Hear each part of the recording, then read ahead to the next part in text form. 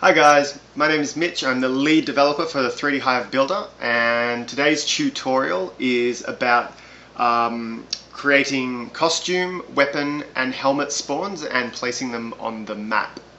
So with my current screen at the moment, you can see that I've already created 3 items, and those 3 items are costumes, 1 costume, 1 weapon, 1 helmet. You can follow the prior tutorials if you don't know how to get to this point. But if you have followed those tutorials, you should be able to get to the same point as me, which is basically creating 3 different items, 1 costume, 1 weapon, and 1 helmet. So this works very much like the other triggers. What we need to do is go over to our triggers panel, and effectively what we're going to do today is place these items on the map using triggers.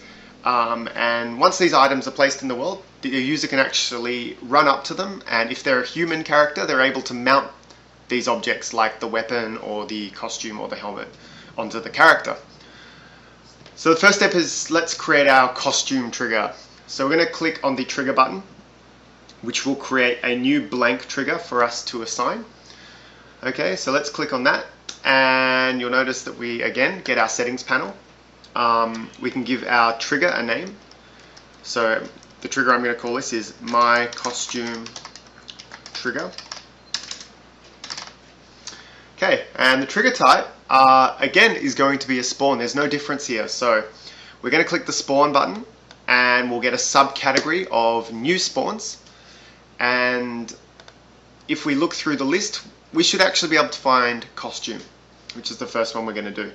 So let's look down, scroll down, and there you go, we've got costume there. So for our first item, costume, we're going to create a trigger spawn and save that.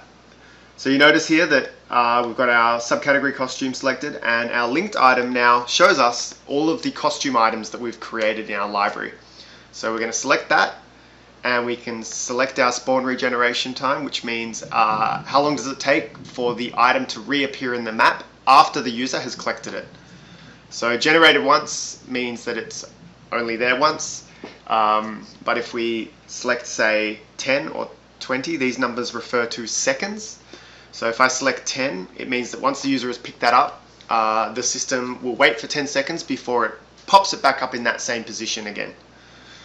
So I'm just going to select generated once, and that's it. So I've selected my link item, I've selected my regeneration time, and I've given it a name, and I've made sure that I've selected my costume item, and then I'm going to save the changes.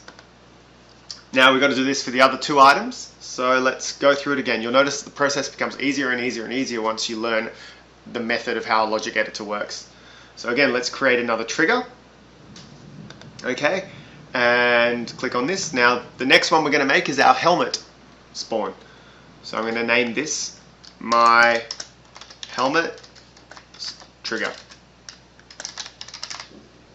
Okay, I'm going to select the trigger type. I want to spawn my helmet on the map, so I'm going to click spawn, and my subcategory is going to be the helmet. There it is. So let's click on helmet, and you'll notice here that the helmet item appears. Great.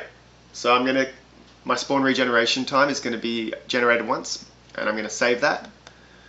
And again, repetition is the key here. I'm going to do exactly the same thing as I did, but now I want to create a weapon spawn.